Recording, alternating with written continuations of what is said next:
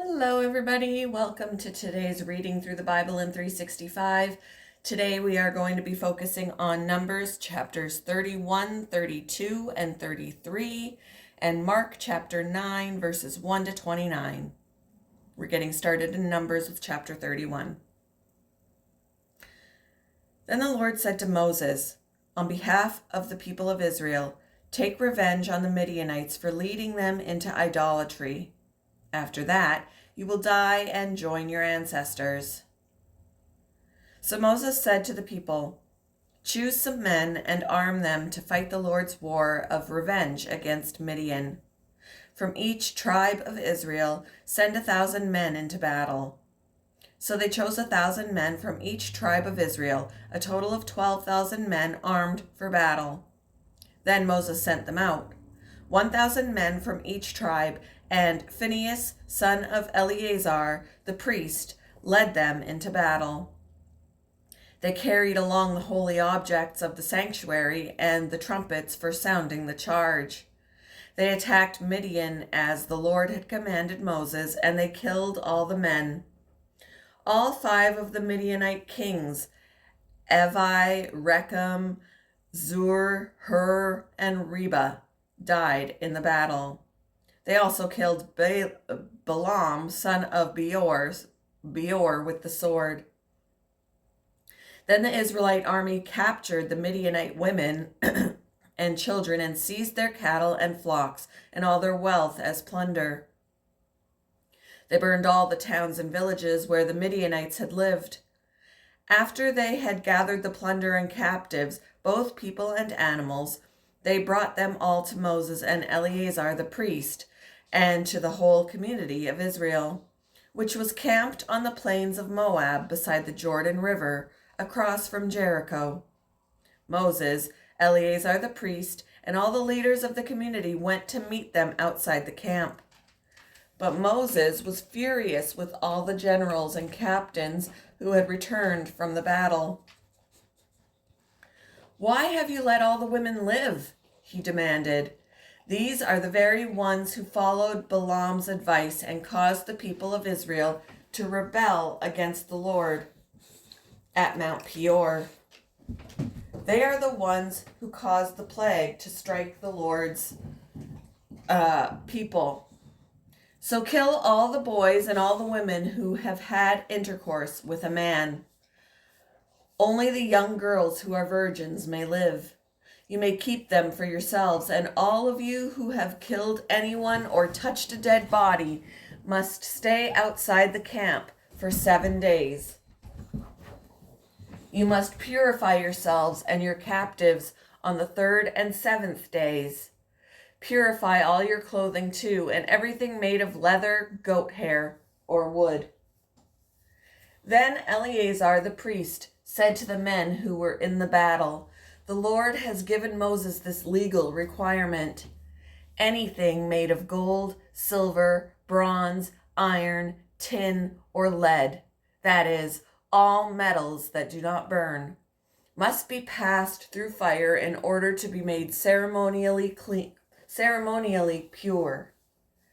These metal objects must then be further purified with the water of purification. But everything that burns must be purified by the water alone. On the 7th day, you must wash your clothes and be purified. Then you may return to the camp. And the Lord said to Moses, you and Eleazar the priest and the family leaders of each tribe are to make a list of all the plunder taken in the battle, including the people and animals. Then divide the plunder into 2 parts, and give half to the men who fought the battle and half to the rest of the people. From the army's portion, first give the Lord his share of the plunder, 1 of every 500 of the prisoners and of the cattle, donkeys, sheep, and goats. Give this share of the army's half to Eleazar the priest as an offering to the Lord. From the half that belongs to the people of Israel, take 1 of every 50 of the prisoners and of the cattle, donkeys, sheep, goats, and other animals. Give this share to the Levites, who are in charge of maintaining the Lord's tabernacle. So Moses and Eleazar the priest did as the Lord commanded Moses. The plunder remaining from everything the fighting men had taken totaled 675,000 sheep and goats, 72,000 cattle, 61,000 donkeys, and 32,000 virgin girls. Half of the plunder was given to the fighting men. It totaled 337,500 sheep and goats, of which 675,000 were the Lord's share. 36,000 cattle, of which 72 were the Lord's share. 30,500 donkeys, of which 61 were the Lord's share. And 16,000 virgin girls, of which 32 were the Lord's share. Moses gave all the Lord's share to Eleazar the priest, just as the Lord had directed him. Half of the plunder belonged to the people of Israel, and Moses separated it from the half belonging to the fighting men. It totaled 337,500 sheep and goats, 36,000 cattle, 30,500 donkeys, and 16,000 virgin girls. From the half share given to the people, Moses took one of every 50 prisoners and animals and gave them to the Levites, who maintained the Lord's tabernacle. All this was done as the Lord had commanded Moses. Then all the generals and captains came to Moses and said, "We, your servants, have accounted for all the men who went out to battle under our command. Not one of us is missing. So we are presenting the items of gold we captured as an offering to the Lord from our share of the plunder: armbands, bracelets, rings, earrings, and necklaces. This will purify our lives before the Lord and make us right with him." So Moses and Eleazar the priest received the gold from all the military commanders, all kinds of jewelry and crafted objects. In all, the gold that the generals and captains presented as a gift to the Lord weighed 420 pounds. All the fighting men had taken some of the plunder for themselves. So Moses and Eleazar the priest accepted the gifts from the generals and captains and brought the gold to the tabernacle as a reminder to the Lord that the people of Israel belonged to him. Chapter 32. The tribes of Reuben and Gad owned vast numbers of livestock. So when they saw that the lands of Jazer and Gilead were ideally suited for their flocks and herds, they came to Moses, Eleazar the priest, and the other leaders of the community.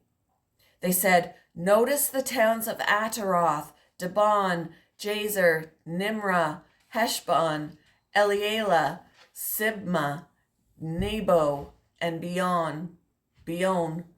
The Lord has conquered this whole area for the community of Israel, and it is ideally suited for all our livestock. If we have found favor with you, please let us have this land as our property instead of giving us land across the Jordan River." "Do you intend to stay here while your brothers go across and do all the fighting?" Moses asked the men of Gad and Reuben. "Why do you want to discourage the rest of the people of Israel from going across to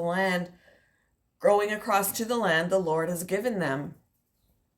Your ancestors did the same thing when I sent them from Kadesh Barnea to explore the land. After they went up to the valley of Eshcol and explored the land, they discouraged the people of Israel from entering the land the Lord was giving them.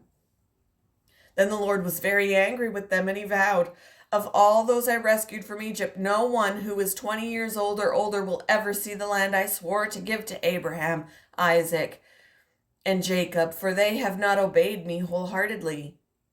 The only exceptions are Caleb, son of Jephunneh, the Kenizzite, and Joshua, son of Nun, for they have wholeheartedly followed the Lord." The Lord was angry with Israel and made them wander in the wilderness for 40 years until the entire generation that sinned in the Lord's sight had died. But here you are, a brood of sinners, doing exactly the same thing. You are making the Lord even angrier with Israel. If you turn away from him like this and he abandons them again in the wilderness, you will be responsible for destroying this entire nation." But they approached Moses and said, "We simply want to build pens for our livestock and fortified towns for our wives and children. Then we will arm ourselves and lead our fellow Israelites into battle until we have brought them safely to their land. Meanwhile, our families will stay in the fortified towns we built here, so they will be safe from any attacks by the local people. We will not return to our homes until all the people of Israel have received their portions of land. But we do not claim any of the land on the other side of the Jordan. We would rather live here on the east side and accept this as our grant of land." Then Moses said, "If you keep your word and arm yourselves for the Lord's battles, and if your troops cross the Jordan and keep fighting until the Lord has driven out his enemies, then you may return when the Lord has conquered the land. You will have fulfilled your duty to the Lord and to the rest of the people of Israel, and the land on the east side of the Jordan will be your property from the Lord. But if you fail to keep your word, then you will have sinned against the Lord, and you may be sure that your sin will find you out. Go ahead and build towns for your families and pens for your flocks, but do everything you have promised."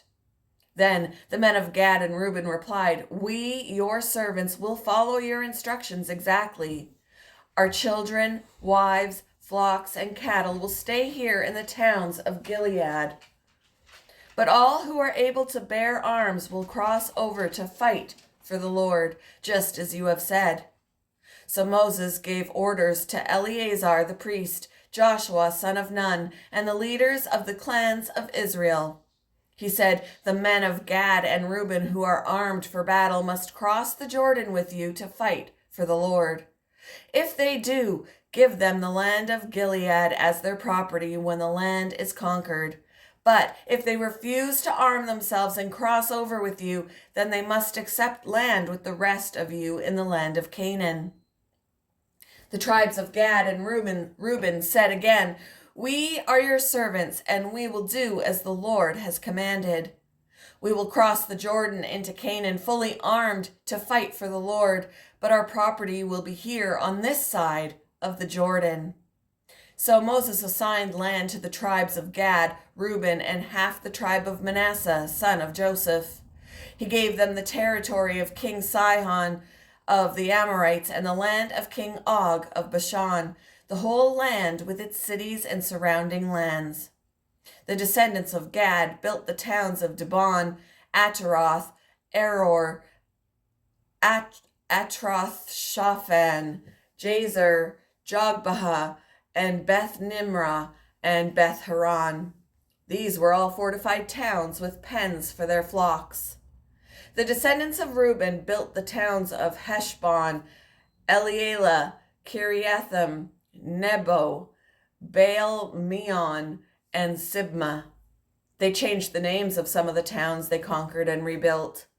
Then the descendants of Machir of the tribe of Manasseh went to Gilead and conquered it, and they drove out the Amorites living there. So Moses gave Gilead to the Machirites, descendants of Manasseh, and they settled there. The people of Jair, another clan of the tribe of Manasseh, captured many of the towns in Gilead and changed the name of that region to the towns of Jair. Meanwhile, a man named Nobah captured the town of Kenath and its surrounding villages, and he renamed that area Nobah after himself. Chapter 33. This is the route the Israelites followed as they marched out of Egypt under the leadership of Moses and Aaron. At the Lord's direction, Moses kept a written record of their progress. These are the stages of their march, identified by the different places where they stopped along the way. Excuse me.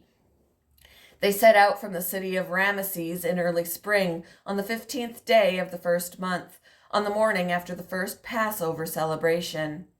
The people of Israel left defiantly in full view of the Egyptians. Meanwhile, the Egyptians were burying all their firstborn sons, whom the Lord had killed the night before. The Lord had defeated the gods of Egypt that night with great acts of judgment. After leaving Ramesses, the Israelites set up camp at Succoth. Then they left Succoth and camped at Etham on the edge of the wilderness. They left Etham and turned back toward Pihahiroth, opposite Baal Zephon, and camped near Migdal. They left Pihahiroth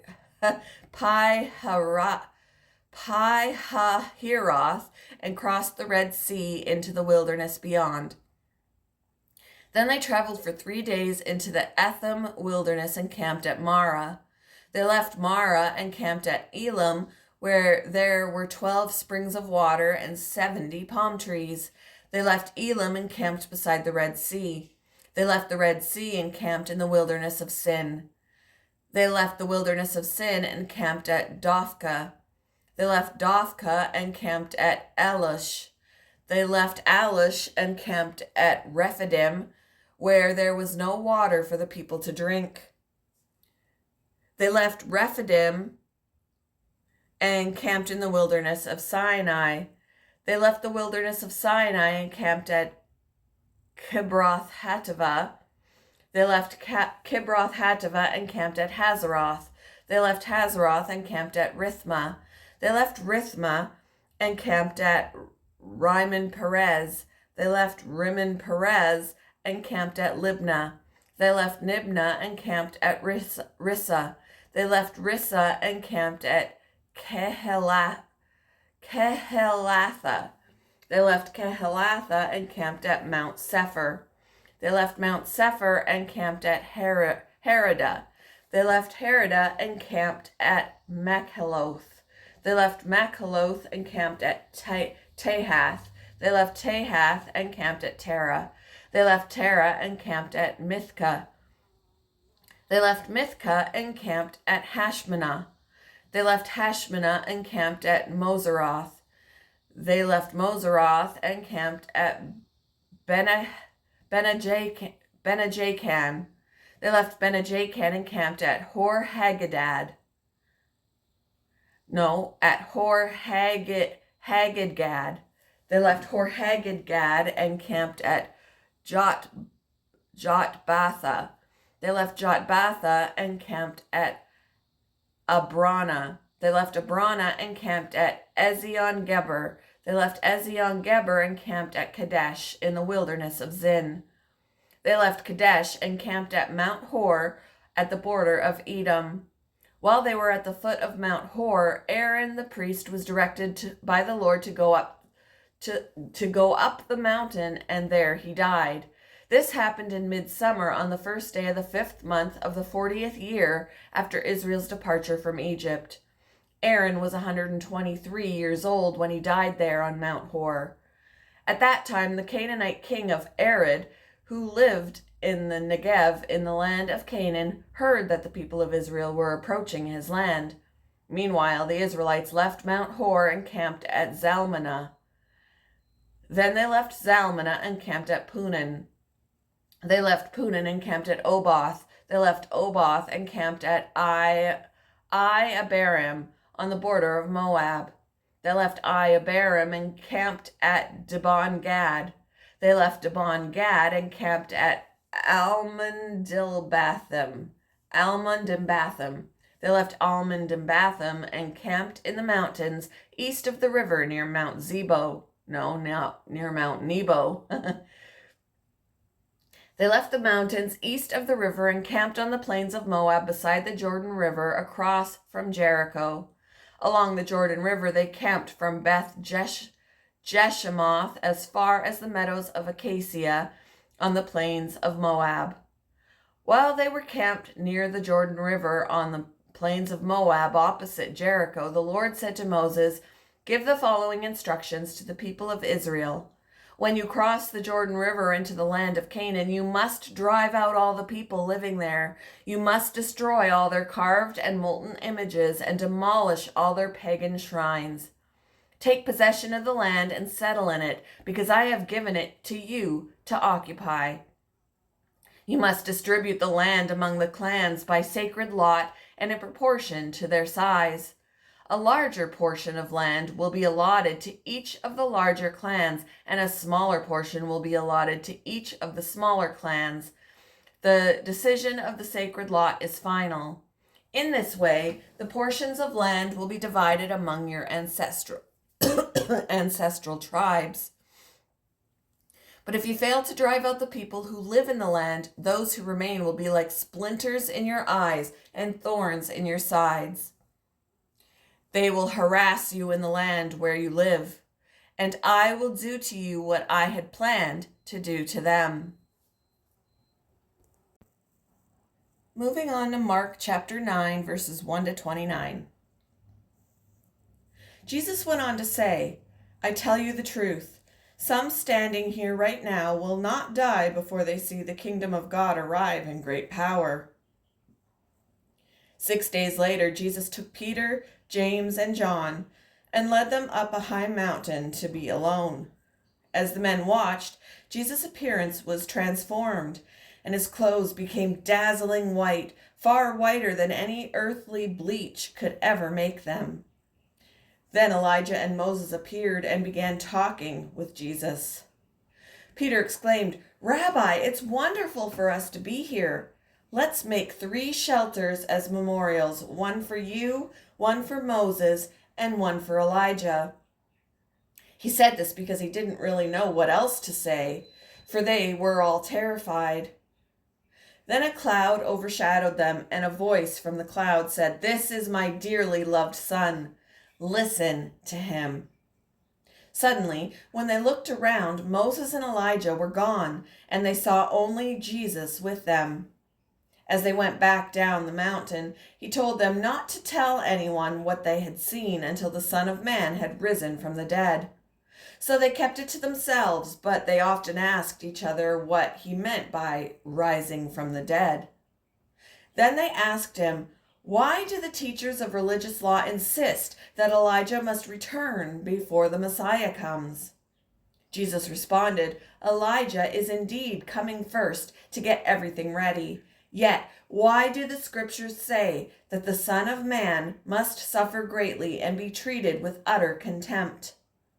But I tell you, Elijah has already come, and they chose to abuse him, just as the scriptures predicted. When they returned to the other disciples, they saw a large crowd surrounding them, and some teachers of religious law were arguing with them. When the crowd saw Jesus, they were overwhelmed with awe, and they ran to greet him. What is all this arguing about? Jesus asked. One of the men in the crowd spoke up and said, Teacher, I brought my son so you could heal him. He is possessed by an evil spirit that won't let him talk. And whenever this spirit seizes him, it throws him violently to the ground. Then he foams at the mouth and grinds his teeth and becomes rigid. So I asked your disciples to cast out the evil spirit, but they couldn't do it. Jesus said to them, You faithless people, how long must I be with you? How long must I put up with you? Bring the boy to me. So they brought the boy. But when the evil spirit saw Jesus, it threw the child into a violent convulsion, and he fell to the ground, writhing and foaming at the mouth. How long has this been happening? Jesus asked the boy's father. He replied, Since he was a little boy. The spirit often throws him into the fire or into water, trying to kill him. Have mercy on us and help us if you can. What do you mean, if I can? Jesus asked. Anything is possible if a person believes. The father instantly cried out, I do believe, but help me overcome my unbelief. When Jesus saw that the crowd of onlookers was growing, he rebuked the evil spirit. Listen, you spirit that makes this boy unable to hear and speak, he said. I command you to come out of this child and never enter him again. Then the spirit screamed and threw the boy into another violent convulsion and left him. The boy appeared to be dead. A murmur ran through the crowd as people said, He's dead. But Jesus took him by the hand and helped him to his feet, and he stood up. Afterward, when Jesus was alone in the house with his disciples, they asked him, "Why couldn't we cast out that evil spirit?" Jesus replied, "This kind can be cast out only by prayer."